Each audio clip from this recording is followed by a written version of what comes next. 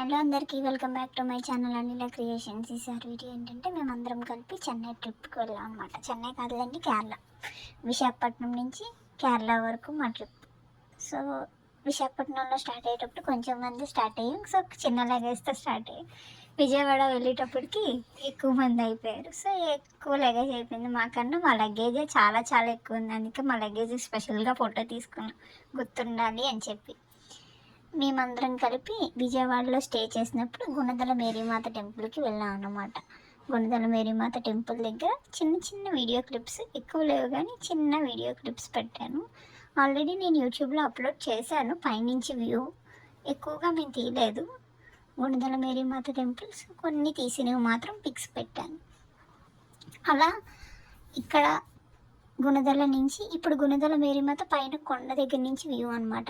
ఇలా ఇక్కడ నుంచి మేము అలా కేరళ వరకు వెళ్ళించి వచ్చేసి అన్ని ఫొటోస్ మ్యాక్సిమం అప్లోడ్ చేయడానికి, వీడియోస్ పెట్టడానికి ట్రై చేస్తాను. చూడండి, ఇప్పుడు మేమందరం చెన్నైలో ల్యాండ్ అయ్యాం అనమాట. చెన్నైలో దిగిన తర్వాత మొత్తం అందరం ఎంతమంది ఉన్నామని మనం ఫొటోస్ చాలా తగ్గం కదా. సో ఎక్కడికి వెళ్ళినా photos is must and should. So అందుకని క్రిస్మస్ ట్రీ చాలా బాగున్నాయి ఈ లొకేషన్ అంతా అని చెప్పి ఫొటోస్ దిగాం.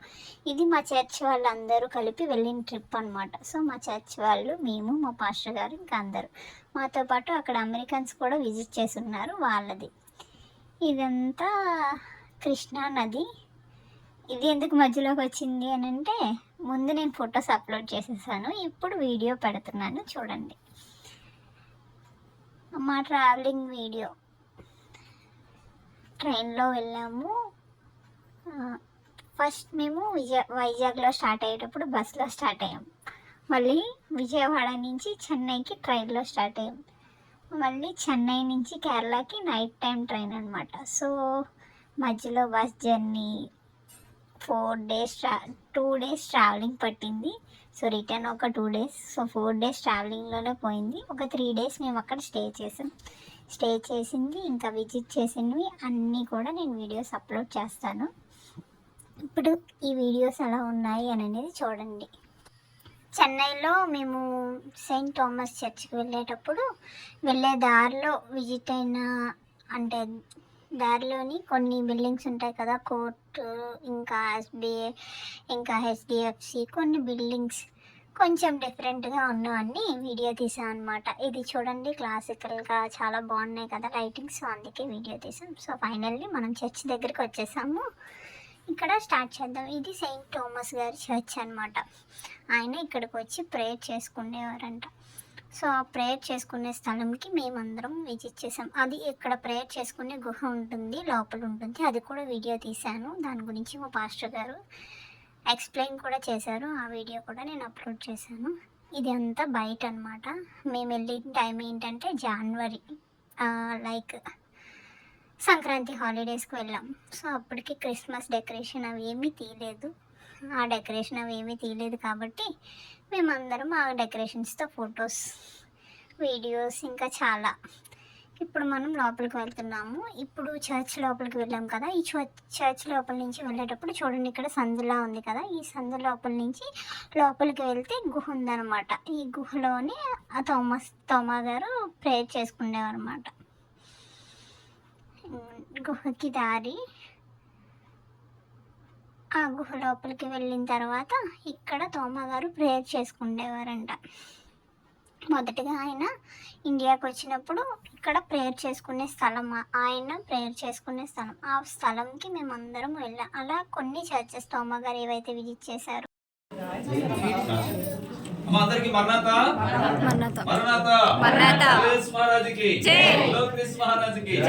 ఈరోజు మనం చెన్నైలో ఉన్న చెన్నైలో ఉన్న లిటిల్ మౌంట్ అనే చర్చిలో ఉన్నామండి. ఇక్కడ యేసుక్రీస్తు ప్రభు యొక్క 12 మంది శిష్యుల్లో ఒకరైన థోమా గారు ఇండియా దేశానికి వచ్చినప్పుడు కేరళలో మొట్టమొదటిగా పరిచయం చేసి 7 సంఘాలు స్థాపించారు.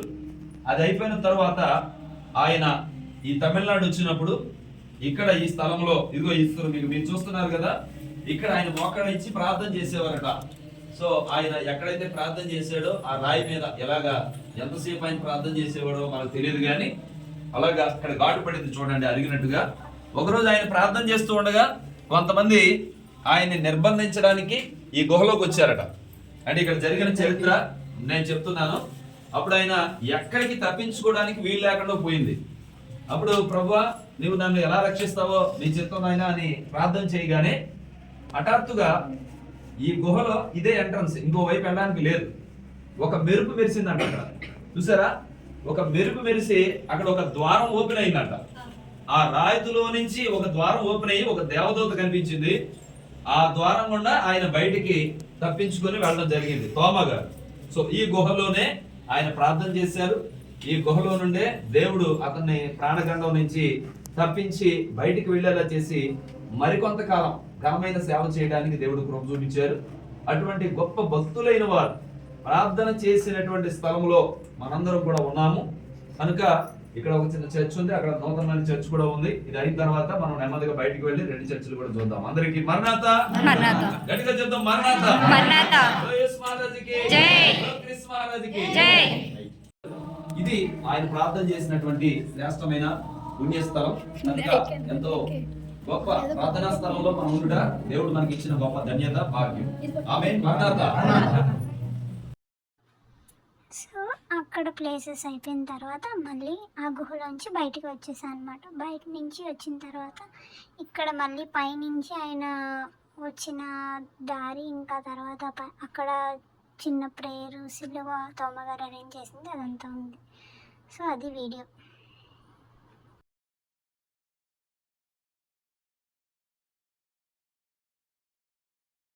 మరి ఇక్కడ రాయబడింది ఇక్కడ బోర్డు కనబడుతుంది కదా. ట్రెడిషనల్ అంటే సాంప్రదాయబద్ధంగా అపోస్తలుడైన తోమా గారు ఇక్కడ ఆయన వచ్చి సంస్కారాన్ని ఆచరించేవారట. అందుచేత ఇది ఆల్టర్ ఆఫ్ సెయింట్ థామస్ అని పిలువబడుతుంది. తోమా గారే స్వయముగా ఇదిగోండి ఈ సిలువని చెక్కారు, ఆయన తన చేతితో ఈ సిలువని చెక్కారు అని చెప్పి నమ్మబడుతూ ఉంది. అంతేకాదు చూడండి, మరి 1554 నుంచి 1704 సంవత్సరాల మధ్య ఈ సిలువలో నుండి రక్తం కూడా వచ్చేదట. అక్కడ చరిత్రలో రాయబడింది. ఓకేనండి. అదేవిధంగా ఇక్కడ రాయబడింది ఏంటంటే ఇక్కడ 6 అడుగుల లోతైనటువంటి ఒక చిన్న గొయ్యి ఏర్పడింది. తోమా గారు ఇక్కడ ప్రార్థన చేసినప్పుడు తన చేతి కర్రతో గట్టిగా ఇక్కడ కొట్టారట. ఆయన తన చేతి కర్రతో కొట్టగానే 6 అడుగుల లోతైనటువంటి ఒక గొయ్యి లాంటిది ఏర్పడి దాంట్లోంచి నీరు వచ్చేదట. సో ఆయన బోధలు వినడానికి వచ్చే వాళ్ళందరూ కూడా ఇక్కడికి వచ్చి ఆయన బోధలు వినేవారు. ఈ యొక్క జలాన్ని కూడా తాగి వెళ్ళేవారట. చాలా మంది ఈ అద్భుతం కూడా ఇక్కడ జరిగింది అని చెప్పి సాక్ష్యం చెప్పారు. సో ఈ 2 ఇక్కడ ఉన్నటువంటి ప్రత్యేకత. అందరికి మన్నాత.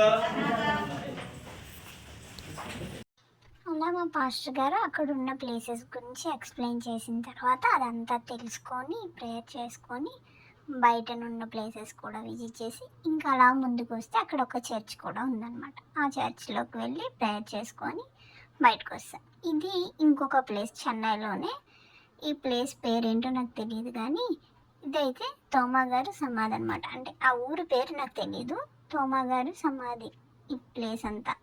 సో అక్కడికి వెళ్ళి విజిట్ చేసాం. అక్కడికి వెళ్ళేటప్పుడు ఆ దారిలో ఉండి ఫోటో ఫ్రేమ్స్, ఇంకా చర్చ్ డిజైన్స్ అవన్నీ ఉన్నాయన్నమాట. సో అవన్నీ నేను ఫొటోస్ వీడియోస్ తీశాను. బట్ అక్కడ మాట్లాడడానికి లేదు, ఇంకా వీడియోస్ కూడా అలౌ లేదు. సో ఒకళ్ళని పర్మిషన్ తీసుకొని మేము తీసుకున్నాం అనమాట. తోమా గారు ఆయన్ని పళ్ళెంతో పొడిచింది, తర్వాత ఆయన ప్రేయర్ చేసుకునేటప్పుడు వచ్చే ప్లేసెస్, ఇంకా ఆయన సమాధి, ఇలా అక్కడ విజిట్ చేసిన. చెన్నైలో మేము 2 or 3 చర్చెస్ విజిట్ చేసినట్టున్నాము. సో ఫస్ట్ చర్చ్ వచ్చి తోమా గారు ప్రేయర్ చేసుకునే గుహ అనమాట. ఇంకా సెకండ్ చర్చ్ వచ్చి తోమా గారి సమాధి దగ్గర. ఇప్పుడు పైన అంతా మ్యూజియం అయిపోయింది కదా, సో ఇప్పుడు మనం కిందకు వచ్చాం అనమాట. తోమా గారి సమాధి ఎక్కడైతే ఉంచబడిందో అక్కడ. ఇది చూసారా, ఆ కన్నంలోంచి కనిపిస్తుంది మనకి, ఆ గ్లాస్లోంచి మట్టి అది ఎంత, అది ఆయన తోమా గారి సమాధి అనమాట. పైన అతన్ని బొమ్మ పిక్చర్ వేసి పెట్టారు. సో అది ఆ వీడియో అంతా. ఇంకా చర్చిలోంచి బయటకు వచ్చాక మాతో పాటు ఫారినర్స్ కూడా వచ్చి ఉన్నారు. వాళ్ళు డ్యాన్స్ చేస్తున్నారు ఇక్కడ. ఇంకా ఇదంతా అక్కడ రథం అది అంతా ఉందన్నమాట చర్చ్ బయట. ఇదంతా ఒక పక్కంతా బ్యాక్ సైడ్ అంతా ఏమో తోమగారి సమాధి దగ్గర, ఇది ముందున ఇంకొక చర్చ్ అనమాట. ఈ చర్చ్లోంచి కూడా మనకి కనిపిస్తుంది తోమగారి సమాధి ఎక్కడుంది ఏంటి అని అనేది ఒక చిన్న గ్లాస్లోంచి. అది కూడా నేను వీడియో తీసి పెట్టాను చూడండి. ఇంకా క్రిస్మస్ టైంలో కదా మనం వెళ్ళింది, సో చాలా చాలా బాగా డెకరేట్ చేశారు వాళ్ళు చర్చెస్ కానీ, తర్వాత పశువుల పాక పెట్టడం కానీ, క్రిస్మస్ ట్రీ కానీ, ఆ క్రిస్మస్ ట్రీ చాలా పెద్దగా పెట్టి మంచిగా లైటింగ్స్ అవి పెట్టి చాలా బాగా చేశారనమాట. ఆ టైంలో ఫారినర్స్ విజిటర్స్ కూడా చాలా ఎక్కువ మంది ఉన్నారు మాతో పాటు. ఇంకొండి చర్చ్ లోపలికి వెళ్ళాను. చర్చ్ లోపల ఈ ప్లేసెస్ అంతా ఇంకా కిందన ఇవన్నీ పాలరాతితో రాసి ఉన్నాయి. ఇంకా పైన కూడా చర్చెస్ కూడా చాలా చాలా బాగున్నాయి అన్నమాట. ఒక డిఫరెంట్ వేలో కట్టున్నారు అవన్నీని. చూడండి ఎంత బాగుందో చర్చెస్. ఆ లోపల డెకరేషన్ కూడా చాలా బాగా చేశారు. మేము క్రిస్మస్ స్టైల్లో వెళ్ళడం వల్ల చాలా చాలా హ్యాపీగా ఫీల్ అయ్యాము. ఆ లోపలికి వెళ్ళిన తర్వాత గూస్ బంప్స్ అంటారు చూసారా, అలాంటి ఫీలింగ్ అనమాట. చాలా ప్రశాంతంగా ప్రేయర్ చేసుకొని అప్పుడు బయటకు వచ్చాము. ఇదిగో చూడండి ఎంత పెద్ద చర్చ్, ఎంత బాగుందంటే అంత బాగుంది. ఇలా వీడియోలో కన్నా డైరెక్ట్గా చూసేది చాలా చాలా బాగుందనమాట. చూడండి ఇప్పుడు ఎక్కడైతే నేను నించున్నానో అక్కడ గ్లాస్ ఉంది కదా, ఆ గ్లాస్ లోపల నుంచి చూస్తే మనకి తోమగారి సమాధి కనిపిస్తుంది. ఆ ప్లేస్ ఇప్పుడు మనం ఇందాకలు వెళ్ళిన వీడియోస్ ప్లేస్ అనమాట అది. అవన్నీ చూడండి నేను వీడియో తీశాను. అలా ఆ ప్లేస్ అంతా కనిపిస్తుంది. ఇది ఒక మ్యూజియం. అక్కడ ఇది చర్చ్ అనమాట. చూడండి చర్చ్ ఫోటో అది, ఫ్రంట్ బ్యాక్ అదంతా బయట ఏదైతే చర్చ్ ఉందో అది. ఇంకా తోమ గారు ఉండే టైంలోని ఇంకా పురాతన కాలంలో వాడిన అంటే రాళ్ళు వాళ్ళ తర్వాత అతని అక్కడ దొరికిన ఎముకలు, ఇంకా వాళ్ళు వాడిన వస్తువులు, ఆ రాతి పలకలు, చేతితో రాసిన బైబిల్ గ్రంథాలు ఇంకా చాలా ఉన్నాయి ఆ మ్యూజియంలో. సో ఆ మ్యూజియం అంతా వీడియో తీసుకున్నాను అనమాట. అప్పట్లో వాడిన గిన్నెలు కానీ అవన్నీ వాటిని ఏమంటారో కూడా నాకు ఇంకా తెలియదు. అంటే పూజకి చేసేవి కుర్చీలు, ఇంకా బల్లెము అవి కూడా ఉంటాయి చూడండి, పనిముట్లు కూడా ఉన్నాయి చాలా వరకు. అప్పుడు అవన్నీ కూడా వీడియో తీశాను నేను. చైర్స్ ఇంకా చర్చ్లో ఉన్న వాళ్ళందరూ మా వాళ్ళే, అందరూ అటు ఇటు తిరుగుతున్నారు. సో మధ్యలో అలా నేను తీసుకొని వచ్చాను, అందరు అక్కడ ఉన్నారని చెప్పి. అతన్ని ఆ కాలంలో వాడిన నెక్లెస్లు గొలుసులు లాంటివి ఉంటాయి కదా, సో అవి అన్నమాట వాళ్ళు వాడినవి, హారాలు అవి. ఇంకా ప్రభు సంస్కార విందు కోసం వాడిన గిన్నెలు అవి ఉన్నాయి. ఆ తర్వాత అక్కడ వాళ్ళు చేతి రాతతో రాసిన పలకలు ఇంకా చాలా ఉన్నాయన్నమాట. అక్కడ చేతి రాత పలకలు కూడా తీసాను, కానీ ఇంకా మా చర్చి వాళ్ళందరూ అటు ఇటు తిరుగుతున్నారు, సో నాకు అవ్వలేదు. ఇంకా ఆ టైంలో వాడిన చైర్స్, ఇంకా చాలా ఇంకొక మ్యూజియం కూడా వెళ్ళాము, అక్కడ కూడా ఉంటాయి. ఆ ప్లేసెస్ కూడా నేను అప్లోడ్ చేస్తాను నెక్స్ట్ వీడియోలో చూడండి. ఇంకా చాలా చర్చెస్ అవన్నీ ఉన్నాయి, నేను అవన్నీ కూడా అప్లోడ్ చేస్తాను. మీరు నా అప్డేట్స్ అన్నీ ఫాలో అవ్వండి. ఇది చర్చ్ ఫ్రంట్ బ్యాక్ అండ్ మొత్తం సైడ్స్ అంతా కలిపి ఒక చిన్న అంటే చూడండి చిన్న బొమ్మలా వేసి పెట్టారనమాట. ఇప్పుడు మనం ఏదైతే చర్చ్లో ఉన్నామో అది అనమాట. స్టార్టింగ్ ఎంట్రన్స్ నుంచి నేను ఈ సైడ్ వ్యూ అంతా మీకు చూపించాను, యేసుప్రభు బొమ్మ అదంతాను. ఈ బ్యాక్ సైడ్ కూడా మనం ఇప్పుడు బ్యాక్ సైడ్ నుంచి చర్చ్ లోపలికి వెళ్ళాం అనమాట. ఈ బ్యాక్ సైడ్ మ్యూజియం దగ్గర మనం ఉన్నాం ఇప్పుడు. ఇది అంతా మ్యూజియం. ఇదంతా అయిపోయిన తర్వాత ఇంక మేము బయటకు వచ్చేసి అవన్నీ చూసుకొని బయటకు వచ్చేసాం అనమాట. బయటకు వచ్చేసి ఇంకా స్టార్ట్ అయిపోయాం మళ్ళీ నెక్స్ట్. సో ఇక్కడ ఇవన్నీ అయిపోయిన తర్వాత మేము స్టార్ట్ అయిపోయాం మళ్ళీ నైట్. చెన్నై రైల్వే స్టేషన్ నుంచి ఎగ్మోర్ నుంచి మళ్ళీ కేరళకి ట్రైన్ ఎక్కాం. కేరళ ట్రైన్ జర్నీ ఇదంతా ఎర్లీ మార్నింగ్ వెళ్ళి నైట్ జర్నీ అంతా అయిపోయిన తర్వాత ఎర్లీ మార్నింగ్ ఎందుకు తీసాము అని అంటే వ్యూ కోసం, ఇంకా సన్ రైజ్ కోసం తీసాను స్పెషల్గా. So first time Kerala visiting కాబట్టి ఏదైనా మనకి ఎగ్జైటింగ్గానే ఉంటుంది. ఆ క్లైమేట్ ఇంకా అక్కడ ఇల్లు, ఆ కల్చర్ అదంతా డిఫరెంట్గా ఉంటుంది మన ఆంధ్రాకి అక్కడికి. కాబట్టి అది ప్రతిదీ ఎక్స్పీరియన్స్ చేయడానికి ఎర్లీ మార్నింగే లేచిపోయాము మేము. ఎర్లీ మార్నింగ్ లేచిపోయి ఇంకా సన్ రైజ్ కోసం వెయిట్ చేస్తున్నాము. సన్ రైజ్ అయితే చాలా చాలా బాగుంది, బట్ వీడియోకి మాత్రం ఎక్కడా దొరకలేదు. మేము ఎంత కష్టపడి ఎన్ని వీడియోస్ తీసినా ఒక్క దగ్గర కూడా సన్ కనిపించలేదు ఫోన్లో. సన్ వచ్చిన టైంకి ఏదో ఒక చెట్టు, బిల్డింగ్ ఏదో ఒకటి అడ్డొస్తుంది. మేమైతే చూసాం కానీ వీడియోకి అయితే దొరకలేదు. బట్ ఫొటోస్ తీసుకున్నాము కొన్ని, అవి నా దగ్గర మిస్ అయ్యాయి. మేబీ ఈసారి ఉంటే కనుక అటాచ్ చేస్తాను. సో ఇదండి మా జర్నీ వైజాగ్ నుంచి కేరళ వరకు. సో ఇప్పుడు కేరళ వచ్చేసాం కదా, మధ్యలో చెన్నై చర్చెస్ కూడా విజిట్ చేసేసాం కదా. ఇప్పుడు నెక్స్ట్ కేరళలో స్టార్ట్ చేద్దాం next video. Kerala first day 1, day 2, day 3, day 4 days మేము స్టే చేసాము. సో 4 డేస్ జర్నీ కూడా పెడతాను. నా వీడియోస్ మీకు ఎలా అనిపించిందో కామెంట్ చేయండి. If you like the video please do like, share and subscribe to my channel. Thank you for watching this video. Please enjoy the video to be continued in the next video. Finally, ఇదిగోండి sun rise.